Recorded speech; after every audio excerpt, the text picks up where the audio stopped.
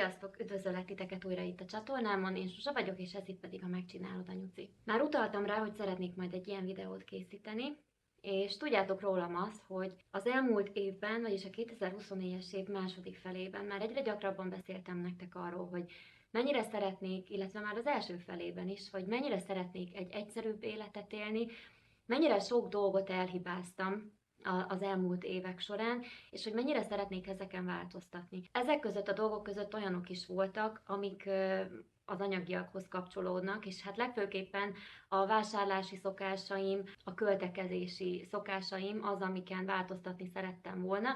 Nem volt nagyon vészes, viszont ahhoz, hogy megértsétek, hogy miért is jutottam el erre a szintre, ahhoz egy kis betekintést adok nektek a múltamról. Én azt vettem észre saját magamon, hogy a gyerekkoromhoz képest és a Kárpátalján eltöltött éveimhez képest, amikor átkerültem ide Magyarországra, egy kicsit olyan volt, mintha kinyílt volna előttem a világ, és erről majd fogok beszélni egy másik videómban, február elején. Remélem, hogy ott még összefogóbb képet fogtok kapni arról, hogy miért is van ez. De röviden szólva annyi, hogy Ukrajnában nem voltak ilyen lehetőségek, és nem voltak ilyen jó fizetések, mint Magyarországon. Tudom, minden viszonyítás kérdése, de én a kettő országot hasonlítom most itt össze, és amikor átkerültem ide, és ugye mi összeházasodtunk, akkor egy kicsit olyan volt, minthogyha egy másik világba csöppentem volna ilyen téren, mert sokkal jobb életszínvonalat tudtunk úgymond biztosítani magunknak, és valahogy mind a ketten beleestünk a férjemmel abba a hibába,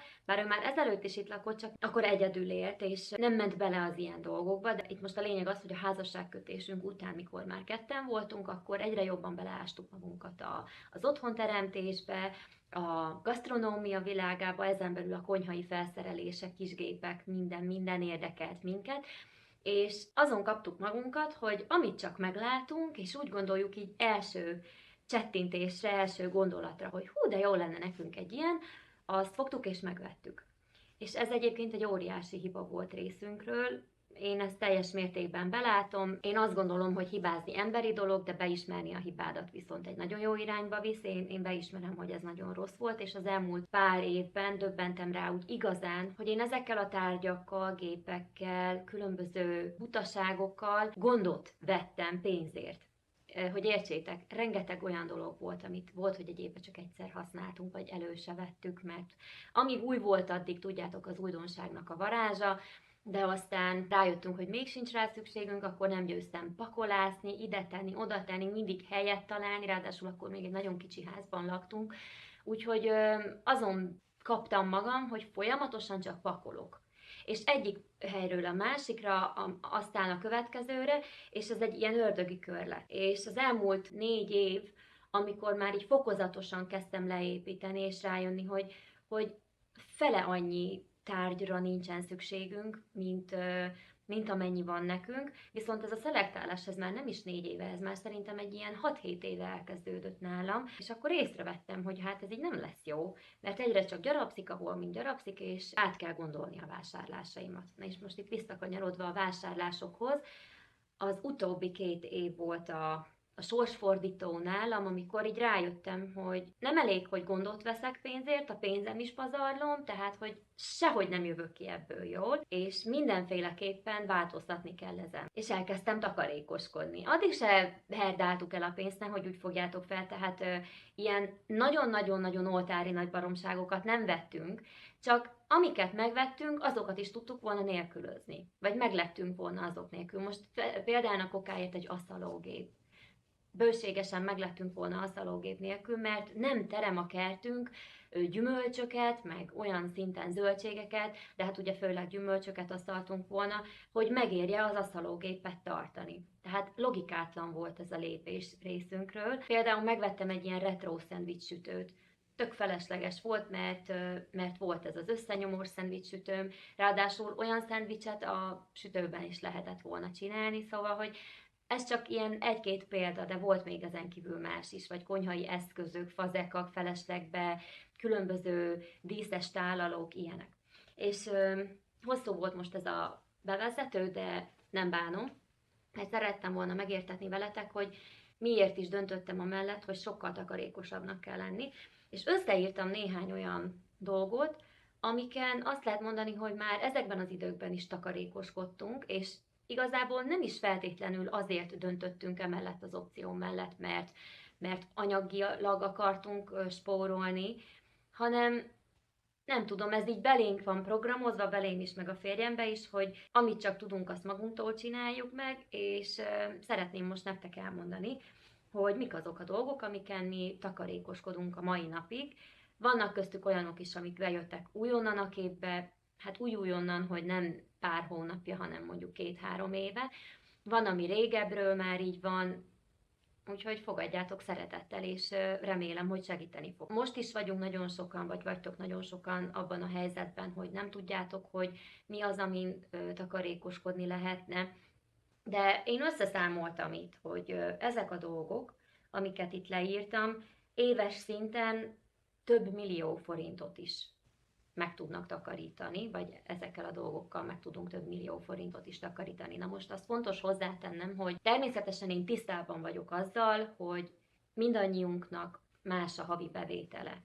Mások a prioritások, lehet, hogy a listáról te sem csinálsz semmit, mert egyszerűen lehetőséged nincs rá. Bár lehet, hogy tennéd, hogyha lenne rá keret. Ez a mi verziónk, ez a mi bevételeinkhez van igazítva, mi ezzel számolunk, és én azt tudom mondani, hogy talán, ha ezeket a dolgokat csinálnánk, akkor is kijönnénk, tehát, hogy meg nyilván kijönnénk, viszont nem akarom, hogy azt gondoljátok, hogy itt az észt osztom, aztán könnyű így, mert tudom, hogy nem egyforma. Vannak olyanok, akik sokkal-sokkal több havi bevétellel rendelkeznek, mint mi, és vannak olyanok is, akik kevesebbel.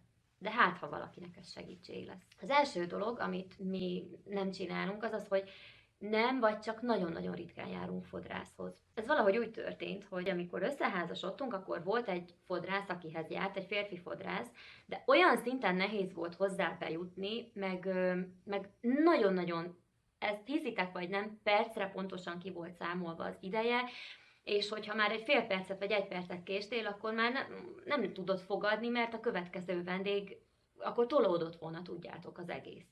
Úgyhogy a férjem megelégelte egy kicsit, és akkor mondta, hogy nem tudnál te megnyírni. Hát mondom, figyelj, próbáljuk meg. És igaz, hogy eleinte egy kicsit nehezebben ment, meg nehéz volt összehozni, hát mindenkinek más a fejformája, de aztán úgy belejöttem, hogy azt mondom, hogy azóta is én nyírom. Most az elmúlt 2 év során volt vagy 2 hónap, amikor máshoz járt nyiratkozni, vagy 3, de aztán mondtam neki, hogy szerintem én megnyírlak, mert most nem akarom magam fényezni, de sokkal jobb volt a hajad, míg én nyírtalak. Aztán így mondta, hogy hát ez igaz, úgyhogy visszatértünk ehhez, aztán már utána ugye jöttek a gyerekek, így hát aztán a fiainknak is én nyírom a haját, a lányomnak is. Ő egyszer volt fodrászhoz, de csak azért, mert nagyon szeretett volna fodrászhoz menni. Ennyi volt az apropója a fodrászlátogatásnak. Én annál gyakrabban mentem, főleg ugye, amikor rövidre kell vágni a hajam, én már magamnak nem tudom úgy levágni, de mikor hosszabb volt a hajam, meg láttátok videóban is, hogy akkor magamnak szoktam vágni, hogyha csak a végéből kell. Most jelenleg növesztem a hajam, májusban nagyon-nagyon tönkretettem a hidrogénnel, úgyhogy nem én nyilván, meg nem is a fodrász, meg úgy nem ment tönkre a hajam, csak alapvetően amennyire tudja roncsolni, hát roncsolta rendesen a hajam, úgyhogy többet soha nem fogom szőkítetni a hajam, mert ezt a sötét barnát, ami már majdnem fekete volt, azt le akartam szedni, és megbántam, mert elég lett volna csak szimplán nem festeni tovább, vagy világosabb hajfestéket használni, de nyilván tanultam a hibámból, úgyhogy én kiszámoltam, hogy körülbelül egy ilyen 220 000 forintot takarítunk meg ezzel éves szinten, hogy itthon nyiratkoznak, meg itthon fodrászkodunk. A következő az, hogy ezt már mondtam nektek többször is, hogy én nem járok körmöshöz. De volt egy időszak ezelőtt olyan 6 évvel, 5 évvel, amikor én magamnak csináltam géllakkot, mert azt gondoltam, hogy az úgy mennyivel jobb lesz, aztán azt is abba hagytam, mert nagyon elgyengítette a körmöm, és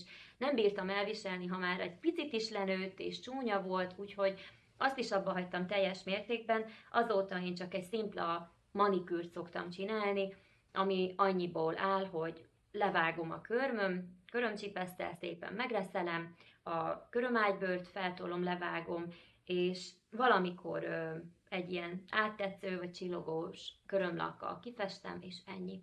De valamikor ki sem lapozom, úgyhogy nekem ennyi a körömárpolásom, és én tökéletesen meg vagyok ezzel elégedve.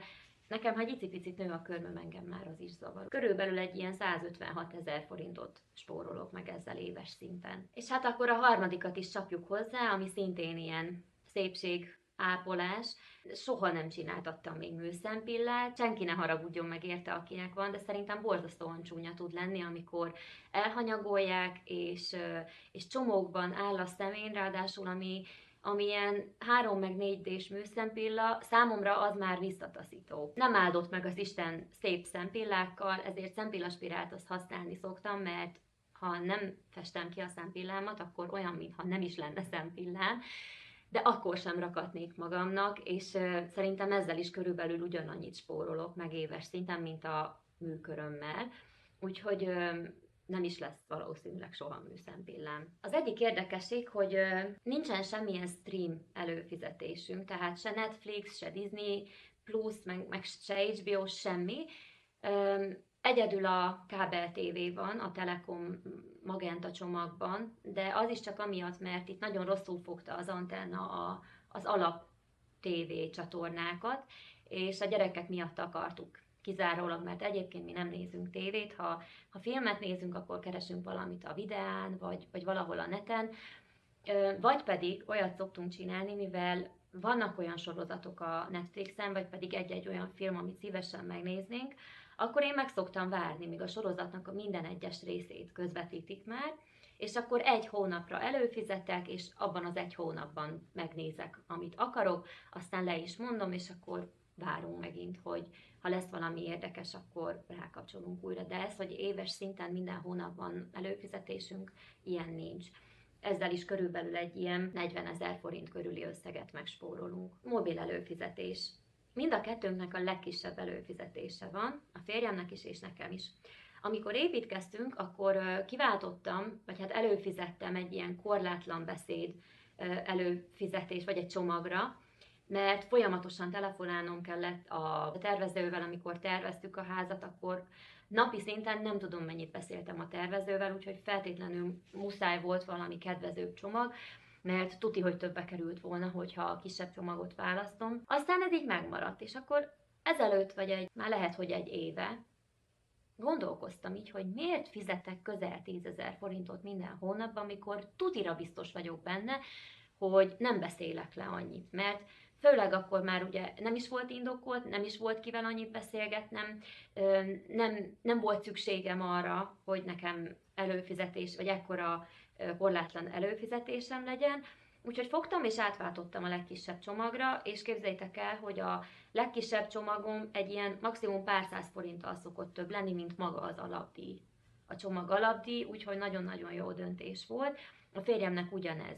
Mert ha meg azt vesszük, a legtöbb ismerősünkkel már Messengeren, Viberen, bárhogy tudunk beszélni, tehát annyira nem fontos, hogy a mobil beszéd előfizetés az korlátlan legyen. Ez körülbelül 144 000 forint többletet jelent évente. A következő, ami szerintem nagyon-nagyon fontos, és tisztában vagyok vele, hogy ez egy függőség, és nehéz letenni, de nem tudok elmenni mellette, mikor olyan emberek panaszkodnak nekem, hogy semmire nem haladnak, de közben éves szinten konkrétan 500 000 forintot füstölnek el a levegőbe, hát olyankor egy kicsit ez kiveri nálam a biztosítékot.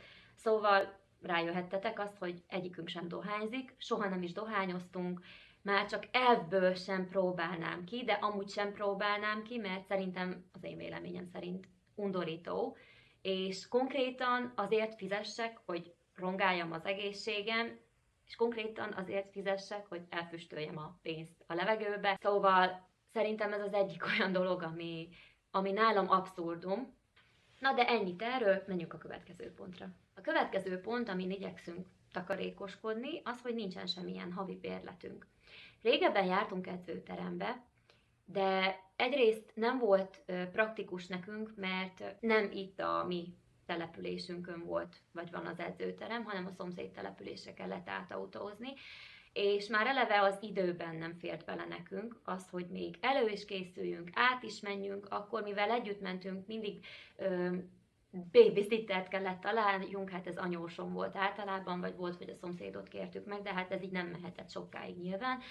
Úgyhogy ebből a szempontból is feladtuk ezt, hogy mi edzőterembe járjunk. Aztán itthon kialakított a férjem, ő heggeztett egy edzőkeretet, meg vett egy néhány eszközt, tehát ez egy nagyon jó befektetés volt. Úgyhogy itthon edzünk, és ezzel is körülbelül kettőnknek egy majdnem 300 000 forintot spóroltunk meg, hogy nem fizetünk terembérletet. A következő, ami szintén sokat spórolunk, az, hogy igyekszek amit csak lehet, és amit csak tudok, másodkézből megvenni. Vagy pedig hát értitek úgy másodkézből, hogy egyébként nagyon sokszor vadi új, amit veszek, csak sokkal olcsóbban jutok hozzá, mert nem hordta az a valaki, például ha ruháról van szó, vagy nem használta.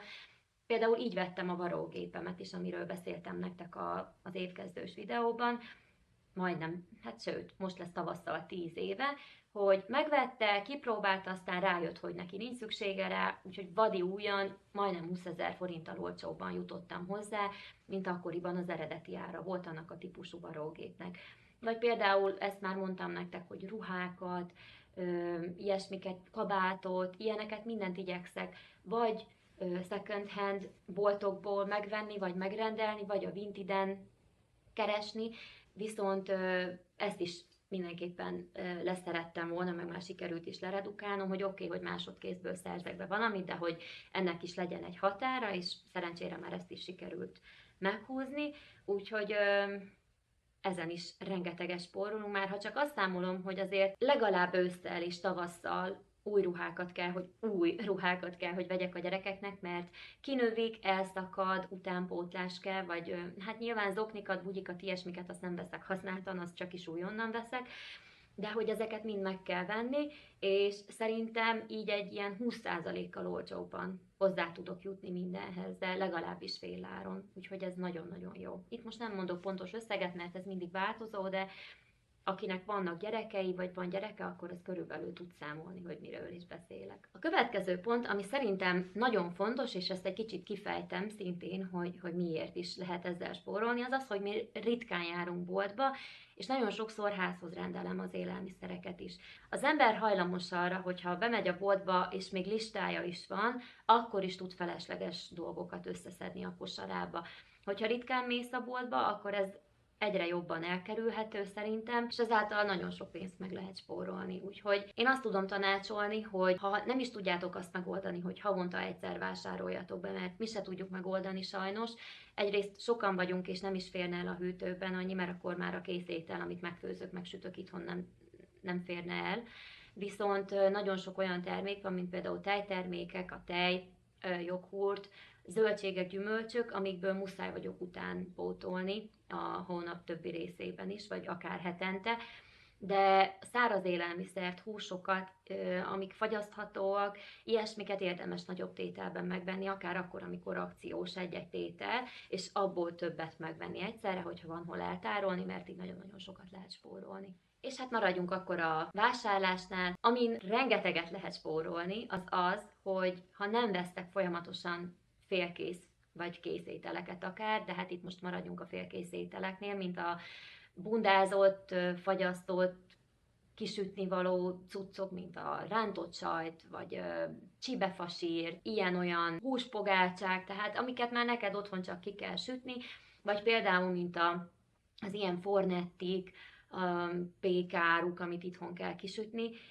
Én nem nagyon preferálom ezeket a dolgokat, mert itthon fillérekből meg lehet csinálni, és szerintem nem féláron, hanem ilyen tizedáron ki tudom hozni itthoni alapanyagokból, amit nyilván megveszek, de ezért van az, hogy mi csak alap élelmiszereket veszünk, tehát alap hozzávalókat, amikből én itthon elkészítek dolgokat. Érdemes minden alap hozzávalókból, alapanyagokból elkészíteni, mert egyrészt sokkal finomabb, másrészt pedig rengeteget lehet vele spórolni. Na és hogyha már az ételeknél és az étkezésnél maradunk, akkor szerintem az is hozzátartozik, hogy szinte soha nem rendelünk kész ételt. Volt egy időszak, azt hiszem, hogy ott terhes voltam, talán a második gyerekkel. Igen, és ugye nagyon rosszul voltam, és volt egy néhány alkalom, hogy rendeltem itt a környékbeli kifőzdéből, de őszinte leszek veletek, soha nem voltam maradéktalanul elégedett, mert amikor az ember megszokik egy ízvilágot, azt, amit otthon készítesz el, mindig ahhoz fogod hasonlítgatni. Úgyhogy én azt csináltam, hogy eldöntöttem, hogy ilyenekhez nem folyamodom, és nem járunk ilyen gyors kajáldákba se. Volt olyan, hogy néhányszor bementünk így a Mekibe, vagy a Tesco-ba van egy ilyen Vokengo, azt hiszem az a neve, ilyen kínai. Még régen szerettem is. A Mekit azt annyira nem, azt csak a gyerekek miatt, de a kínait azt úgy régen szerettem, de most már azon is csak úgy érzem mindig, hogy ilyen többszörösen használt olajba sült húsok, meg érzem, hogy nem jó a gyomromnak se. Úgyhogy ezeket, ha lehet, kerülöm, tehát meg lehet számolni egy kezemen, hogy hányszor megyünk ilyen helyre, de azt is szerintem meg lehet számolni egy kezemen, hogy életemben hányszor rendeltem házhoz pizzát. Úgyhogy nem jellemző az ilyen, és hát ezen rengeteget lehet spórolni. 2 pontunk maradt még, ami így hirtelen eszembe jutott, aztán biztos van még nagyon sok, aztán ha eszembe fog jutni még valami, akkor lesz belőle majd még egy videó. Az egyik az, amin a legtöbbet spóroltunk a házas éveink során, az az, hogy amit csak lehet és tudunk, azt mindent magunknak csinálunk. És itt most ne ilyen apróságokra gondoljatok, hogy felragasztani egy díszcsíkot a mennyezetre, hanem ilyen nagyobb volumenű dolgok is. Mint például falrakástól megkezdve a glettelésig, a csempézés. Most csak mondok egy nagyon-nagyon egyszerű példát, és ott konkrét összegekről fogok beszélni, és meg fogjátok érteni, hogy mennyire nagyon-nagyon sokat lehet spórolni. Tehát nekem a férjem olyan, hogy ha valamit nem is tud, képes azért megtanulni, hogy sokkal olcsóbban meg tudjuk valósítani azt, amit éppen elterveztünk, legyen az fa megmunkálás, vagy falrakás, vagy csempézés, vagy nem tudom, vagy kertészkedés, udvarrendezés, hátsó épület, vagy nem tudom, nemes vakolatozás, könnyű szerkezetes épület készítése, vagy váz, mindent megcsinál, és eszméletlen szerencsés vagyok, de nem szerencsének mondanám, inkább áldott helyzetnek, hogy ilyen férjem van. És tudom, hogy nem mindenki ezermester, félre ne értsetek, csak azért az emberbe, ha van akarat, akkor meg is tud tanulni dolgokat. Én úgy gondolom. Mert egy picike tehetség azért ott lapul mindenkibe. És egy konkrét példa, amikor ezt a házat építettük, akkor már ott jártunk, hogy a válaszfalak is meg voltak építve, már az a rész következett volna, hogy fest. A férjem kiglettelte, mindent megcsinált, ami a festés előkészületeihez ugye szükséges, és szerettünk volna egy festőt keresni, hogy na hát fessen ki, mert ő munka mellett csinálta ezt, és azért az ugye elég fárasztó volt neki is, meg már szerettünk volna hamar túlesni rajta, mert költöztünk volna befele, és hát az az igazság, hogy rengeteg a felület, mivel rengeteg a helyiség is, és sok a válaszfal is a házban.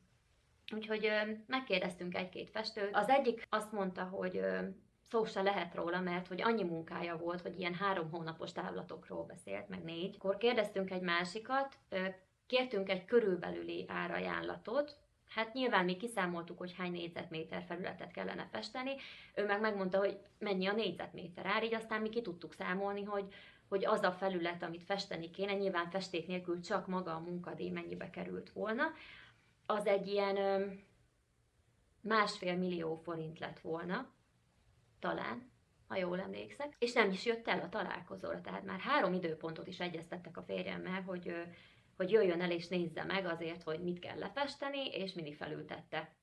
És akkor a férjem úgy döntött, hogy neki ebből elege van, mert még ki is fizettük volna, csak legyünk túl rajta. Úgy döntött, hogy nem fog ő senkire várni, hanem csinált egy olyan befektetést, hogy vett egy kompresszort. Volt kompresszor, csak az már arra nem volt megfelelő erre a célra, mert ez egy régi, és vett hozzá olyan szórófejet, ami kimondottan festékszóráshoz való. És egyedül lefújta az egész házat. Szerintem egy ilyen hét alatt. Hozzáteszem munka mellett esténként. Úgyhogy a kompresszor az 250 000 forintba került, 250-270 körülbelül, míg a munkadíj 1,5 millió forintot rúgta volna, akkor látjátok azt, hogy több mint 1 milliót spóroltunk azon, hogy mi magunk csináltuk meg, még úgy is, hogy meg kellett venni hozzá a gépet, ami ugye teszem hozzá, utána is megmaradt nekünk. és használni tudjuk, vagy pedig el tudjuk adni. De hát nem adjuk, mert szükség van rá. Úgyhogy láthatjátok ti is, hogy ilyeneken aztán kimondottan sokat lehet spórolni, vagy például kerítésépítésnél is kiszámolgattuk, hogy ha a kőművest hívtunk volna, akkor mennyi lett volna, de hát nyilván nem is akartunk, mert az ilyen dolgokat már így kisújból okirázzák apuval ketten, úgyhogy nagyon-nagyon sokat meg lehet spórolni azon, hogyha ilyesmi munkálatokat, vagy bármi más, vagy például mint a hajvágást, ilyesmiket magatoknak csináltok, vagy a családban valaki. És amit utoljára hagytam, azt legutoljára írtam hozzá, mert gondolkoztam is, hogy beszéljek erről, vagy nem. Tudom, hogy ezzel sem fognak nagyon sokan egyetérteni, de mi próbáltunk már sokféleképpen ehhez a témához hozzáállni, és most jelenleg ez a mi hozzáállásunk. Nem állítom azt, hogy nem fog változni, de jelenleg most ez nekünk tetszik, ahogy van. És ez pedig nem más, mint az alacsony fenntartású autóknak a használata. Amióta összeházasodtunk a férjemmel, már nem tudom hányszor cseréltünk autót, mert mindig valamilyen más típusút akartunk. Amikor építkeztünk, akkor volt egy ilyen bugykás Opelünk, egy Opel Combo, azt hiszem, és az nagyon jó volt, mert hátul tudtunk benne hordani egy csomó mindent, ráadásul akkor még otthonról, Ukrajnából is nagyon kedvezményes áron, ez még az előző házat, mikor bővítettük, kedvezményesen be lehetett szerezni sok mindent, úgyhogy nagyon-nagyon jó szolgálatot tett. Aztán volt már nekünk több is ilyen, ez a régi típusú Suzuki Swift, de nyilván az másik autó mellett, azt kimondottan azért, hogy itt a faluba szaladgálni vele, mert az egy kis egyszerű olyan autó, ami soha nem romlik el. De ha el is romlik benne valami, hát fillérekért meg lehet javítatni, vagy kicserélni, vagy venni bele alkatrészt. Aztán azoktól megszabadultunk, és legutóbb volt a férjemnek, már régóta megvan, már most nyáron, nem, idén szeptemberben lesz 6 éve, hogy vettük a Galaxit, a Ford Galaxit, mert az ugye 7 személyes. És 6-an vagyunk, és ez így nagyon kényelmes, hogy egy ülés az nincs benne, és így pakolni is tudunk, meg a gyerekek is kényelmesen elférnek, mert különálló ülések vannak, úgyhogy ezt nagyon-nagyon szeretem, és ráadásul egy álom vezetni, pedig ez nem az újabb fajta Galaxy, hanem ez még a 2006-os Galaxy, de annyira szeretem ezt az autót, hogy esküszöm, én ezt nem adnám semmilyen luxuskocsiért. És a másik autónk az, amivel a férjem járt dolgozni, mert nyilván ezzel én járok, mert én viszem, hozom a legtöbbször a gyerekeket, és amikor elkezdtük itt az építkezést, és az egyik ismerősünk elkezdte árulni az autóját, azt nem akarom megmondani, hogy mennyi volt, meg mi, de egy BMW volt, és a férjemnek már előtte is volt 2 BMW-je is, és nagyon szerette, és hát én voltam az, aki támogattam abba, hogy de vedd meg magadnak, hát miért nem veszed meg, hát nagyon olyan volt az autó, képzeljétek el, mintha egy új autó lenne, pedig már az is egy néhány éves volt akkor, és egyetlen hibája volt neki az, hogy automataváltós volt, mindegy, de megvette. És ez egyébként egy ilyen kombi autó volt, hát hosszú, és sokba is került, és ha valami rossz lett benne, akkor iszonyat sokba került, az alkatrész is bele, és a javítatása is, és nem azt mondom, hogy sok baj volt vele, mert nem volt, de ismeritek a BMW-kről szóló vicceket, és megelégeltük, és azt mondtuk, hogy mi értelme van ennek? Az ember azért dolgozik, hogy belerakja a kocsiba a pénzt, és igazából a másik is el tud vinni A-ból B-be, ugyanúgy, mint ez. Lehet, hogy nem olyan komfortos, lehet, hogy nem olyan élményt ad a vezetése, mint annak, de hogy egyáltalán semmilyen értelmét nem láttuk annak, hogy azt megtartsuk, és vett a férjem egy pár 100 000 forintos autót a helyet, és meg van vele elégedve, és tökéletes, azzal jár, elviszi ugyanúgy egyik pontból a másikba, a fenntartása nagyon olcsó, úgyhogy ez olyan dolog, amire meg kell az embernek érni. Mert én azt látom, hogy nagyon sok esetben, nem mondom, hogy mindig, de nagyon-nagyon sok esetben lép érvénybe az a példa, hogy nagyon sok olyan tehetős ember van, akire ha ránézel, nem mondanád meg, hogy tehetős. És nagyon-nagyon sok olyan szegényebb ember van, akire viszont ha ránézel, azt gondolnád róla, hogy na ez teli van. És tudjátok, hogy miért van ez? Azért, mert az, akinek van, az nem akarja, hogy más is lássa. Neki nem célja az, hogy mindenki tudja, hogy hú, ő tele van pénzzel, vagy ő megteheti ezt is, meg azt is, mert ő elégedett magával, elégedett az életével, és megelégszik a kevesebbel is. Nem, mondom még egyszer is, hogy ez nem törvényszerű, de nagyon sok ilyen embert ismerek is, és, és azt érzem magamon is, meg magunkon is, hogy minél több mindent megengedhetnénk magunknak, annál jobban megelégszünk a kevesebbel. Mert megérik rá az ember egy idő után, hogy ne a külsőségek számítsanak, és ne azzal menőzzön, hogy neki milyen van, vagy hogy öltözik. Ennyi a lényeg, és tudom azt, hogy az öregebb kocsik azok hamarabb el is használódnak, meg nagyobb eséllyel lesz velük valamilyen gond, vagy elromlik bennük valami, amit cseréltetni kell, de még így is azt mondom, hogy sokkal alacsonyabb a fenntartási költsége, mint egy ilyen drágább, luxusabb kategóriájú autónak, úgyhogy olyan örömmel tölt el az, hogy elértük ezt a szintet, hogy ez így jó, és hogy ezzel nincsen semmi gond, és hogy nem érdekel, hogy ki hogy néz rám, hogyha éppenséggel úgy megyek, ahogy, vagy azzal megyek, amivel, mert nem érdekel, mert én tudom azt, hogy nekünk ez az életvitel teljesen megfelel, és örülök, hogy végre ezzel így számolhatunk, úgyhogy ezzel is rengeteget lehet megtakarítani, ráadásul a vadi új kocsikra ugye kötelező a kaszkóbiztosítás, ami szintén nem egy olcsó mulatság szerintem. Úgyhogy ezek lettek volna azok a pontok, amikkel mi igyekszünk akár tudat alatt, vagy akár tudatosan is takarékoskodni, aztán ha majd eszembe jut még néhány pont, akkor hozom, mondom. Lesz majd egy következő videóm ilyen témában, amikor 25 olyan dolgot fogok felsorolni, amit idén már biztosan nem fogok vásárolni. Úgyhogy kíváncsian várom a véleményeiteket, és hogyha van olyan, amin ti takarékoskodtok, vagy ti tudtok spórolni, de nem volt az én listámban, akkor azokat szeretettel várom ez alá a videó alá. Találkozzunk majd a következő videómban, addig is puszilok mindenkit, legyetek jók. Sziasztok!